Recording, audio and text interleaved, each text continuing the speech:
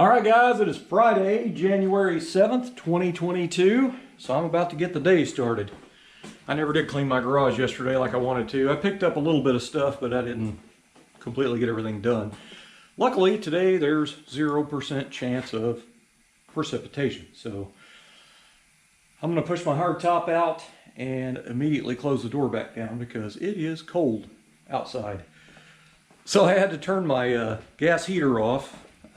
I usually leave it running on a very, well, the smallest setting you can leave it. So when I come out in the morning, it doesn't take as long to heat up. But we got our gas bill yesterday and it's almost double of what it usually is. So I had to turn it off last night, which is fine. But it did take a while for it to heat up this morning. So far, it's been on a couple hours. Yeah, I went out and checked the mail and I got my clear battery covers. If you've been following along, the guy sent me the not the correct battery terminals, so they're identical other than they're gold instead of platinum or, well, silver, whatever the heck they're made out of. But anyway, so I'm assuming these covers will fit on there. I've already put all that stuff up and reboxed it and put it away, so I'm gonna go ahead and package them back up the way they came so they don't get scuffed and put them away with it. Anyway, so today I'm gonna clean the garage up and I guess I'm gonna get started on this 4-door here. I've got lots of little finishing stuff to do here and there, mainly the door stuff. I want to get the door stuff finished. That way I can put the doors in my shed and they're out of the way. The main thing I want to focus on is getting the body work done on the car, the final millwork done, and get primer on it. And then I'm going to see about painting the Firewall body color. That way I can go ahead and bolt it down to the chassis with new body mounts. So let's get started. Alright, well, I cleaned up the garage a little bit, got the 2-door hardtop outside. I was getting ready to sweep the floor and then I thought, I gotta do a bunch of grinding. There's no sense. So I'm getting ready to start getting a little wild in here with some grinding dust. I got lots of loose ends to finish up. I gotta get this door ground, get it fit. I think that door is done. That door over there, I need to work that lower corner a little bit. And I need to put a couple more little areas of weld on the post on the front of the door, on the right front door. Then I got to grind this weld down here, and I'll grind all the welds back here. I think I've already done this. Yeah, the side's done. Just little loose ends. Now I went around and I made a little list of stuff here that I want to try to get done today. So it's a pretty long list, but I'm going to try to push it and see how far I can get. I don't want to leave my hardtop outside past dark, so I've got to rock and roll because it's getting close to noon now by the time all this crap got done. But hopefully I can get something done. Alright guys, so I'm going to try to weld in the square nut on the back side here. This is where my new ground location is for my big battery cable. So I've already got just a regular old bolt here and it's holding the square nut on tight. So I'm going to weld a nut in from the back side. So what I'm hoping shows up in the camera is how this will turn red and stuff from welding it. But anyway, then I got to come back out here and weld this. So, anyway, let's get started.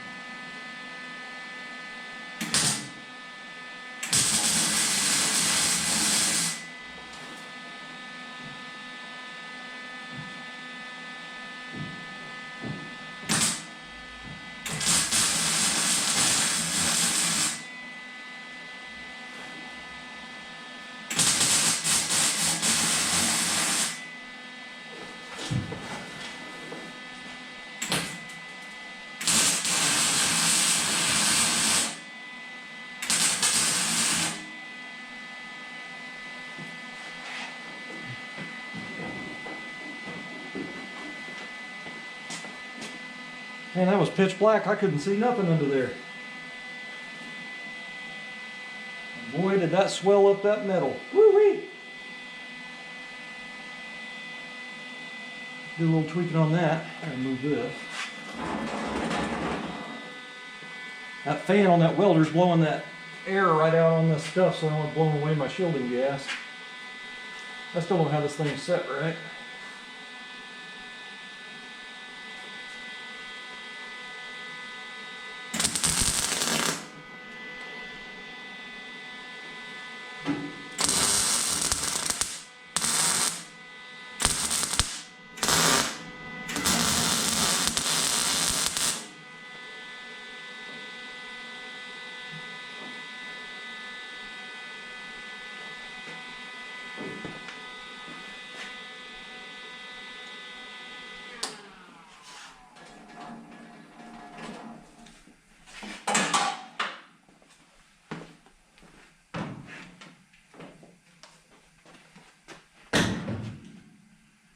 Something's smoking.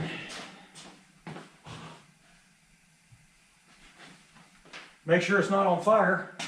There was some plastic body filler, a little bit of it around the edges down in there, and that's why I was having trouble getting it to stick. But it finally melted in a little bit. Trying to make sure I don't have anything else I need to weld. I'll find it as soon as I put all the welding stuff up. I'll find something else. You know how it goes. Alright, so I went ahead and pulled the bolt out there that I had in there to hold the square nut up against there. And when I welded that in, this had a pretty big dome in the metal coming out here from all the heat. Since it's cooled down, it's backed down a little bit. Anyway, if you do something like this, you know, and you got thread bosses in your firewall and you're going to do a bunch of smoothing and painting, you don't want to get filler squished down in there. So what you can do is run the bolt in from the back side to where it's just right at about flush. And it'll kind of keep it from getting packed in there. Now who's calling me? Gotta answer that one. Alright, so the metal's all cooled back down. I went ahead and removed the bolt that I had in there to hold the square nut on the back side in place. And anyway, this thing had swelled out from the heat. It looked like a pretty big dome on the firewall when it was hot, but it cooled off and it went back down in. So anyway, now I need to grind these a little bit. So I'm going to use my 90-degree angle grinder with the 36 grit blaze disc on it, 2-inch. I've mentioned it a lot of times. I prefer 2-inch over anything bigger. The bigger you get, the more flex you get like this when you're grinding. When your disc is doing this at high speed, you're getting dips, dips, dips. So you'll end up with a lot of unevenness that you have to fill with filler. I like these 2-inch discs. Those Blaze brand by Norton is very, very firm. Now the 3-inch is pretty firm too, but after you use it for a little bit, it'll start flexing. So anyway, I like the 2-inch because it pretty much stays exactly where you need it. And then here's the other reason right here. It's the same size as the backing I have. Now you can get the ones for the 3-inch as well, but I'm not going to buy 3-inch discs because I prefer 2-inch. It's better control. And that's just me. Now, if you do this, like you're going to do a smoothing job on your firewall, you know, smooth up some unneeded stuff and, you know, slick it up a little bit. There's lots of threaded bosses in these firewalls. And if you get pretty wild with the body filler spreading it on there, you get, you know, some of it smushed in there and it's a pain in the butt. Sometimes you can't even find it and you got to dig for it. If you got access on the back, you can see it and you can kind of drill a small pilot hole through the middle of it and it'll give you an idea where it is. I have in the past on like the top ones here in the firewall, these aren't really too accessible. You probably could, if you had little arms and hands, you could probably reach down through the cowl panel and put a bolt in on the back side. But on these right here, I will take pieces of 3/8 by 16 all thread and I will just cut little pieces and I'll take a cutoff disc, a thin one, put a notch in it for a flat blade screwdriver. And you can put it down in there a little bit and it'll get it sunk down in there enough that, you know, when you're wiping your filler, you'll know where it's at. And it kind of just protects your threads from getting all the body filler stuff in there. But like the ones that are easily accessible on the firewall, like the one I just welded, I'm now going to put the bolt in from the back side. I'm going to pull it out there where it's just barely below dead even, just a little bit down, and that'll be good. But anyway, I'm going to cut loose grinding on this real quick.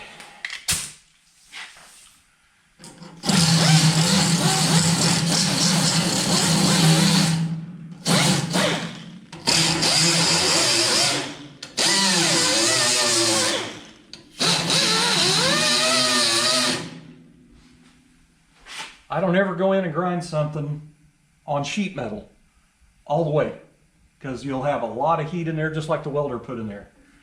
So I'll go in there. You also notice I didn't go wide open either. At 36 grit, that's why I use that. It will cut hard at low speed, so you don't get as much heat and friction in there. But anyway, it'll get it just down enough.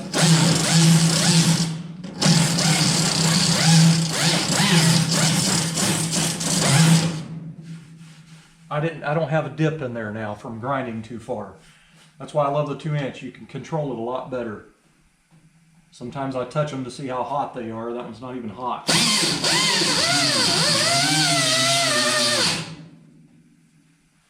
It's a little warm, but not super hot. Like it's not burning me.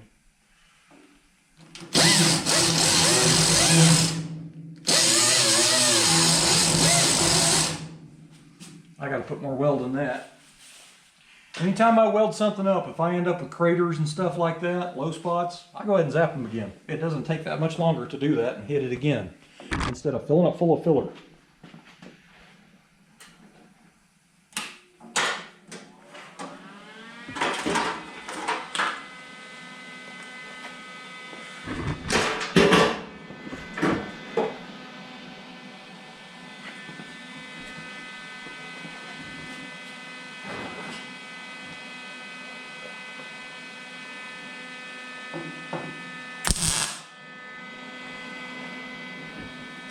I gotta tell you, I absolutely hate this welding hood. I had a Miller auto darkening a long time ago, and I loved that thing. And it finally went out.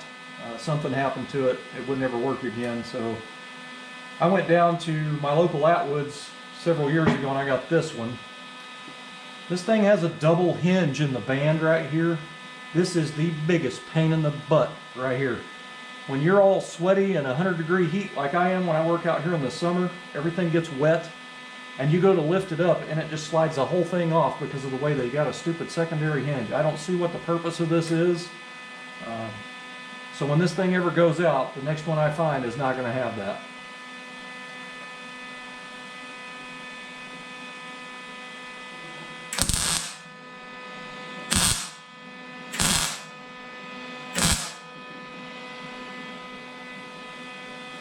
Alright, hopefully I got it there.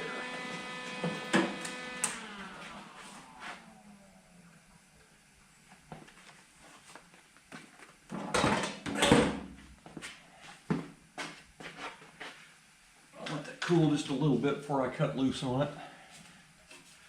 A pretty good little high spot right there I need to knock down. Got a high spot up in here I need to knock down too. So I'll go ahead and do that.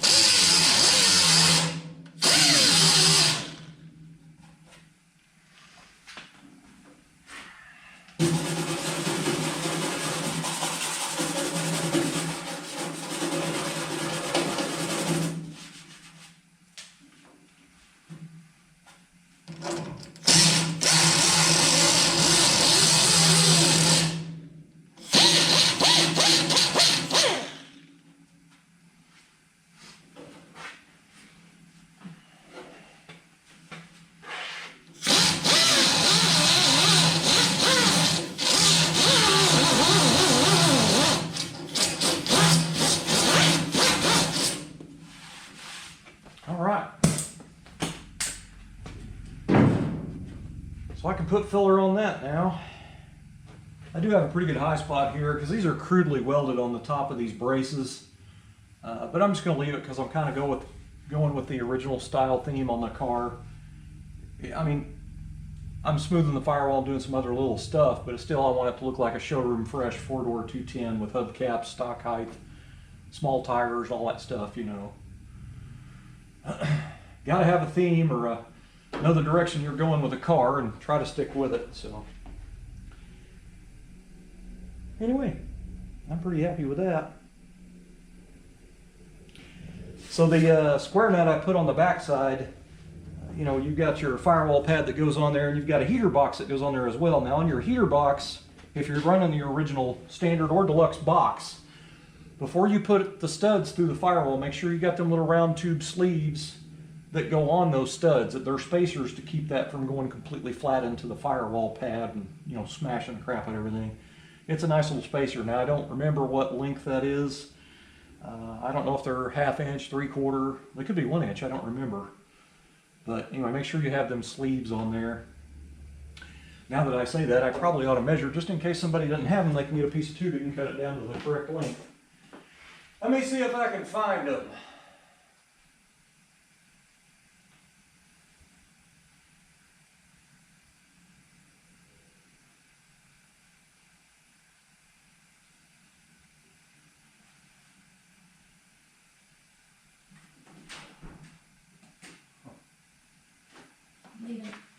Okay, love you. I can't find those heater sleeves. All right, hi Tiki. Kiki. Kiki. Say hi to the viewers. All right guys, so I did find the sleeve, one of them. You should have 5 of these. There will be 3 on your blower motor housing, and there's 2 on the main back side of the box for your 2 studs. These need to go on there first. Now these are held in place by butyl, you know, something sticky like that. Put it on there and that way it'll stay. That's what they did from the factory. But anyway, this sleeve is just a round piece of steel, thin-walled tubing, and it's 1/2 inch around by 1/2 inch long. So if you put on a square nut on the back side, it is not 1/2 inch thick. So you want to make sure and not use a bolt that's going to go really far in there because it'll end up hitting the heater box. All right, so I finished up the magnet installation under there. I'd taken a piece of sheet metal and it's kind of thick stuff, but anyway, I welded a tab up under there and I drilled 2 holes to put some stainless button head Allens up in there. I think they're 1024s. The problem is where I put them, where I needed them, with the magnets sticking out here a little bit to keep it off the paint. This has a little bit of a space on it, as you can see, a little bit out around it. Anyway, when I got it up there and I went to put the screws and the nuts in there, the nuts wouldn't go in far enough because they were hitting the dash. So I had to grind about half of the side of the nut down, and then it slid in there and went in place and I could bolt it on. I ended up doubling it up. I had originally just bought 1 magnet here. It's a little square rectangle magnet with an offset hole in it. And I went back down to Lowe's to get some more, and the thing was completely empty. There's a little drawer full of these magnets. And anyway, the only one that was left in the bottom of it was out of the wrapper. So I couldn't but really buy it, you know. So I took a picture of the barcode on the front of the tray, and she actually typed it in manually, and I got it that way. But when I got it home and took it out of its plastic housing, the corners broke off of it. So I'm gonna have to end up buying another one. They're like $1.54 or something. But you can see the chunk off the edge. You probably can't see it in here, it's too dark. There's a chunk off the corner of the magnet on both ends, like on the opposite end of that one and this one. So it's just kind of a mess. But I can feel it start pulling, and I think it'll work. Now we hit a pretty hard bump in the road, it might pop down, but it is a lot stronger with 2 than it was with 1. Now I got to get in there. I'm going to go ahead and get this off and finish welding all these little craters up here. Probably don't need to. I could probably just fill that with filler and it'd probably be fine, but anyway, so now the radio flip down thing is all the fabrication part of it's done. Now it's just time for the finish work of it. So this is one of my boxes that has, you know, new and used hardware and miscellaneous stuff that I've put in there for this car. Now, back when I, went through the car and got all the parts out of it, because somebody went in and stripped a lot of the stuff off the car, but the main body was together. They just kind of threw stuff in the floor, and they threw stuff in bottles and cans and stuff, and it was mix match stuff, like from the front of the car to the back of the car. It just had no rhyme or reason. And as you've heard me say a million times, tag and bag is key. So anyway, as you can see in just this box, there's one more in the shed, that there's a lot of tag and bag stuff going on. Really, really nice on reassembly. So it kind of sucks. I got this emblem. This is a front fender emblem for I think a 56, 150 for back here, and then maybe 210 too, I'm not sure, but 55 Chevy 150 and 210 front fender. Anyway, this is a 210, and this car didn't come with any, so I had this one that a friend of mine, Roy Highslope, gave me years ago, and I've had it in a box in the house. This thing will clean up really, really nice. I never have found a second one. I just kept thinking I would run across another one that was nice, and I just couldn't find one. So I have a subscriber he's a longtime subscriber, and he most usually always replies to my stuff. Really cool guy. He is a police officer, so thank you for your service. He sent me an email the other day, and he donated $50 to the 4-door through PayPal. So, I don't ever ask anybody for money, but there are people out there that feel the need to give you a donation, and I do appreciate that. So, thank you, John Copper, for sending that out, and this is what you bought. So I went ahead and bought a brand new pair of these. These are actually, I think, $70 or something for the pair, which is kind of a stupid price for 2 emblems, but I had to have them because I only had one, and if I looked around on eBay for a used one, they were really bad pitted, and they wanted like 30, 40 bucks for it. So you can buy a single for like 30 something dollars, and I was going to do that, but they were out of stock. That was actually at H&H. You can buy these in singles, and I think they were like 30 bucks a piece or something, 38 bucks or something, I don't remember. So I was just going to buy one because this one will clean up and look pretty nice. But anyway, I ended up actually got these, a pair of them, and I want to say they were, I don't know, 65, 70 bucks for the pair. But anyway, that is what he bought me for the car. I had to put a little money in, but that was all right. But anyway, that is pretty cool. But anyway, now I got to put everything up. I had other stuff laying over on that side of the car, mainly this stuff here that I wanted to throw in there. I don't know if I showed this. I had found out, because usually I used to always go to the hardware stores and buy stainless steel hardware. And when you buy it at a hardware store, it's expensive. It's like my local Ace Hardware for a stainless steel socket cap screws like $1.29 for one. So it's really kind of ridiculous. So what I ended up doing was I found online on eBay that you can buy a huge pack of whatever bolts you're looking for, as much as it would cost you to buy, say, 3 single bolts at my local Ace Hardware. So I went ahead and spent, I think, 26 bucks or something on bolts. But anyway, I bought these a couple weeks ago, but I just wanted to go ahead and show them because I ended up with a bunch. But anyway, these are, I'm not going to be able to remember the length of them. That's probably going to be important to know as well. But these are stainless steel countersink flat face Allens. And these are for the door latches. So these will be really nice addition in there. And I got these, which actually I don't think I got the right length, but they still might work. I'm going to try them first. But anyway, these stainless steel, same exact style of bolt. These are going to go in and replace these Phillips heads. So when I painted my hardtop, I left my door hinges in it. I always do that because every time you go in here and you try to adjust on the stuff after you got fresh paint on this and this, you just end up chipping and scratching paint everywhere. So I leave my door hinges in place and I remove the door. And then when I paint the jambs in the car, I have the doors off so I get all the way around and get good coverage down in and everywhere. When I did my hardtop, I had these stainless steel countersink Allens to put there. So what I did was I removed these out here and left them out because those bolts up in there are still there. So anyway, it is enough. Since it doesn't have the door on it, and me just opening it and closing it by hand, it's not going to move it. So I'm going to do the same thing this time because it won't have the doors on it when I paint the jambs. I'll remove these Phillips screws and just leave them out. And then after all the paint's dry, I'll go in and put these in there. So these are 5/16 by 24 is the thread size for these. And these do not look long enough to me. I think I ordered 3/4 long. These might be 3/4, but they just don't look long enough. Now these back here are 1/4 by 20 is the thread size for the ones that go in the back of the door here.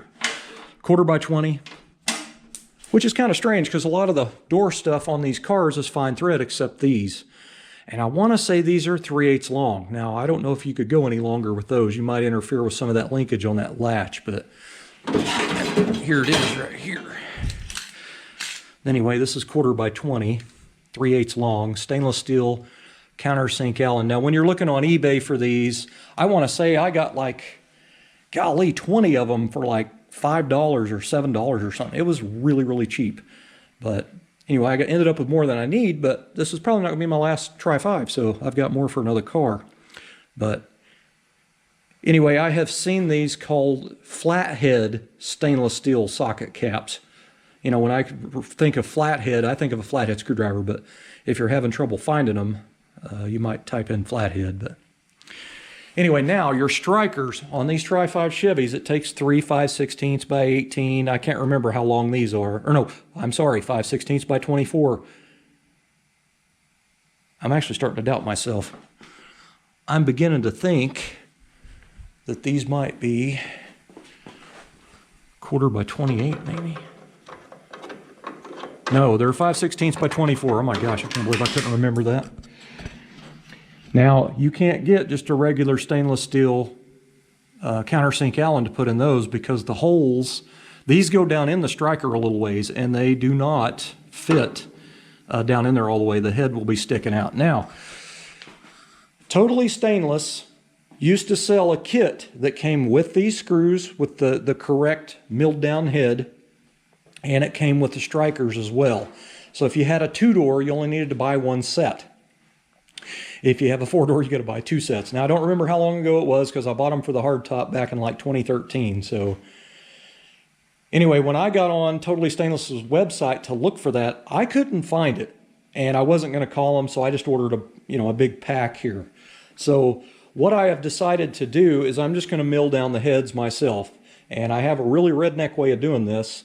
I will take a corded electric drill and I will clamp it in my vise and I will zip tie the trigger wide open. But I will chuck that bolt up in there and then I will take either my angle grinder right there and I will sit there and grind that down. I'll have a striker laying here, but I will plug the drill in and it'll be going wide open with that bolt in it.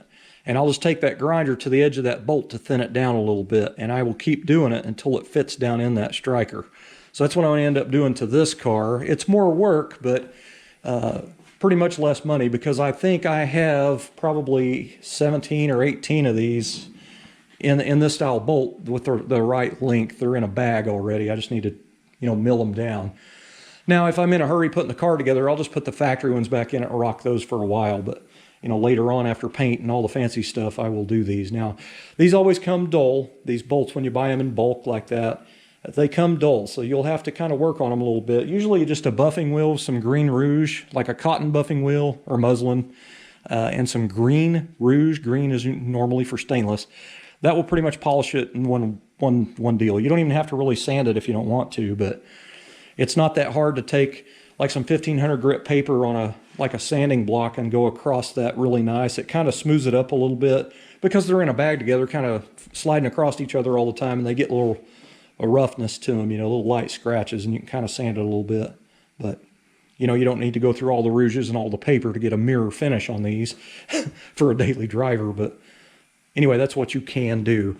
Now, I know some guys that has, used a lathe and got those smoothed down and stuff, but I don't have a lathe, and that is my redneck lathe using the drill plugged in with the trigger wired wide open on a zip tie. So you can laugh all you want. It does work. What else? I think this video's gotten long enough, but I'm going to do a little bit more work and I'll throw these in there, scatter them in. All right, well that was interesting. So I'm in here working, I have my garage door down. And you can always tell when it's UPS or FedEx, their trucks, because the brakes usually squeal, you know. And you hear them fumbling around in the back of the truck, that thud sound. So I'm thinking, hell yeah, my wife's tires are here for her car. So I open up the garage door and I walk out there just in time for him to be walking out to his truck. I walk around to my front porch and there's a box right here.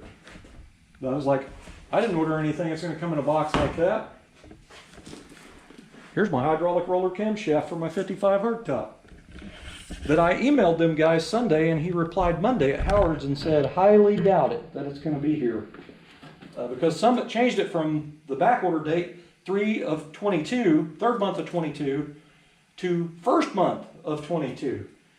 And I got all excited, and then I emailed Howard's, and they're like, no, I doubt it, because we don't have any blanks, and we don't even have any roller lifters on the shelf, so I guess this is just a miracle, huh? I should probably check the part number, but I'm going to have to go in there and pull up my order and make sure it is the right one. I don't think I've ever really had an issue from Summit, though, so it says lift here.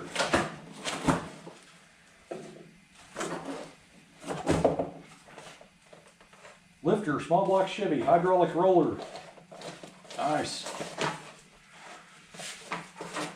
So if you guys caught my old videos, I've never had a roller camshaft for an old school small block with a two-piece rear main. These are very expensive. Golly.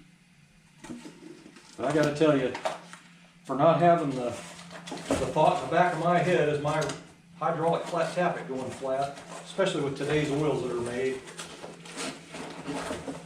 That's awesome. Of course, we got to open everything. Watch it be the wrong number, and I've already cut all the stuff off.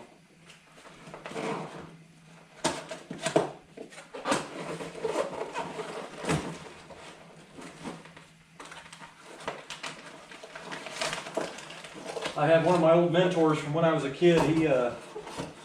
He was really hardcore into Howard's cams, and he swore by him. He put them in everything, and he was a racer. Like, he had a lot of bracket cars.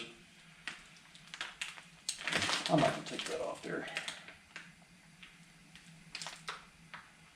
Boy, that's some pretty wild rolled edge on that. I mean, let's see what the cam card says, because I can't really remember which one I ordered.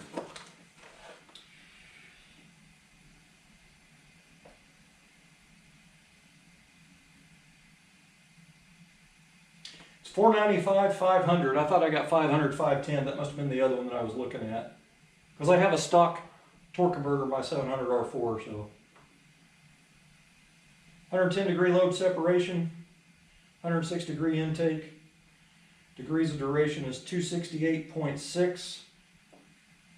Exhaust is 276.6. Nice.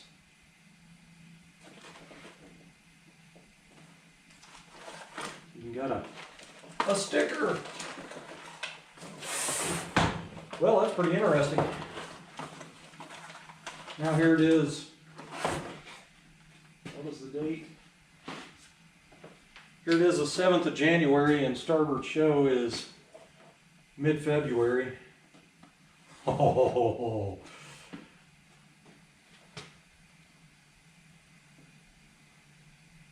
I sure hope it sounds good. I always liked a lopey little cam, but I've always stayed under 500 lift because I always had old stock GM heads with press-in studs, you know, so I got Edelbrock aluminum with screw-in studs and guide plates now, but now I got to get this all set up with the heads on the engine and everything and put my push rod length checker in there and figure out what length push rods I need, because they can't tell you what length of push rod you need. You have to find that out on your own. So then after I find that out, then I have to order push rods, and what do you bet they're on back order? So it may not even do me any good to go for it, but you never know, the push rods might be in. But now I'm in a pickle because I wanted to work on my cousin's car. Son of a gun. Well, I'm gonna pick this mess up and continue on working on that door I was working on.